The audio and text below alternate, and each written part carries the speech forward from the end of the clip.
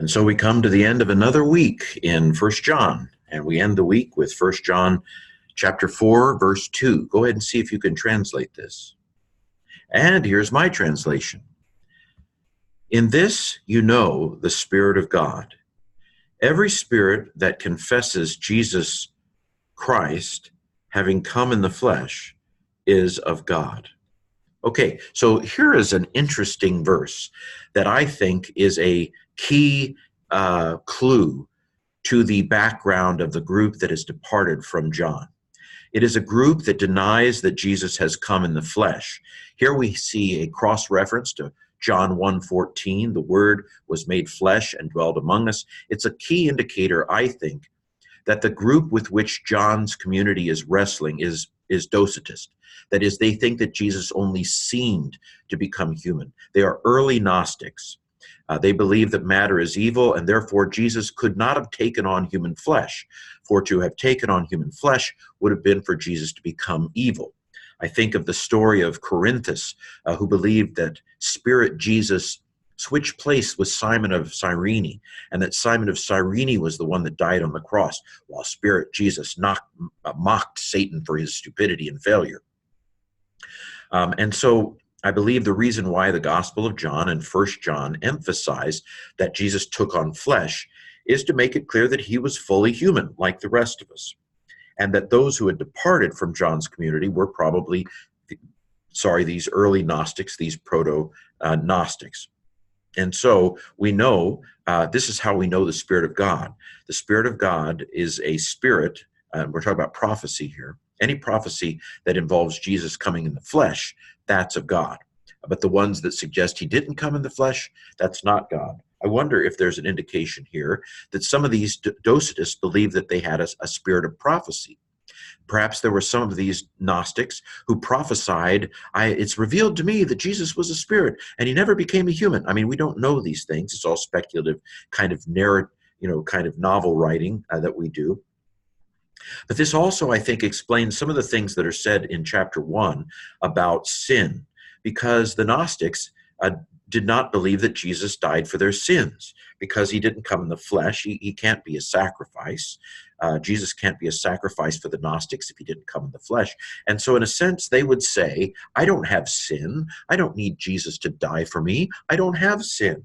And of course, John says that person is deceiving themselves. And in fact, that person is calling God a liar. Not in any way is John saying that Christians don't sin. That Christians can't help but sin. John isn't saying that Christians can't help but sin. He is addressing a Gnostic issue. Okay, so let's go on with a breakdown of the translation.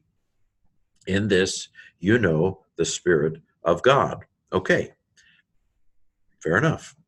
Present active indicative second plural from gnosko. Demonstrative pronoun. Accusative. This is a ma noun, which unlike my ma is neuter, but it's accusative. The form could be nominative or accusative or vocative, but we know it's accusative from the context.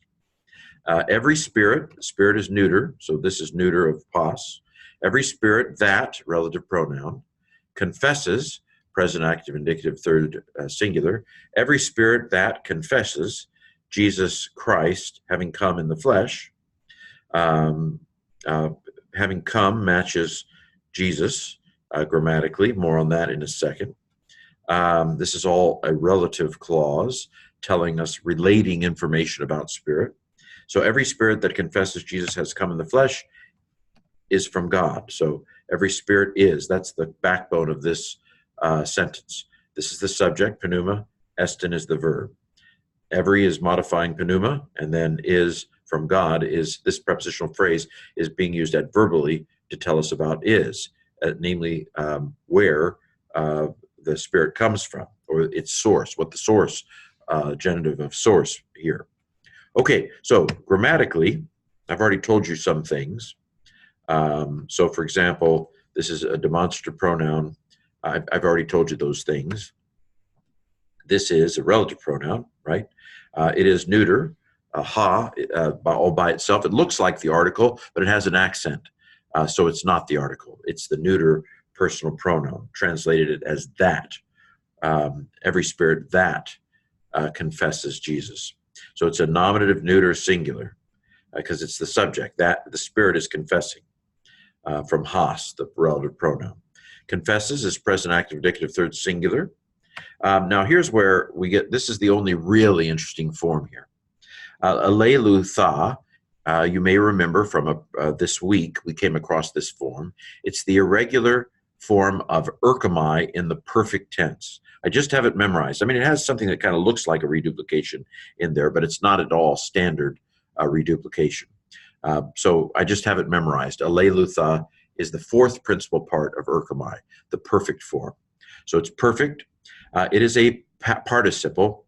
My cliche is my aunt is an active participle, but the perfect tense, the perfect participle doesn't have the nu. So it doesn't have anta. Although to say my aunt is an active participle makes no sense at all, but it's so stupid it might actually stick in your mind. My aunt is an active participle. What does that mean? But anyway, it's a perfect participle. My aunt is a perfect participle. My otter, I don't know, but otherwise you just have to use sheer memory. But it is in fact a perfect active participle, accusative masculine singular matching with Jesus. Arkonanta santianta. It's the accusative singular, accusative masculine singular, because Jesus is accused masculine singular here, from erchomai. And then this is a genitive of source, from God. That's the source of it. Okay, so we come up with the pronunciation to end up our Greek today. See if you can do up to the colon. En tuto, gnoskete, to, pneuma, tu, theou. Now see if you can do the rest. Pan, pneuma, ho, homologe, Iesun, Christon, en sarki. Eleuthota, ek tu theou, estin. Or to try to put it at normal speech, en tuto gnoskete to pneuma tu theou. Pan pneuma ho homologe Iesun Christu en sarki eleuthota, ek tu theou estin. Okay, so this has been our Greek from 1 John for the week. Have a great weekend.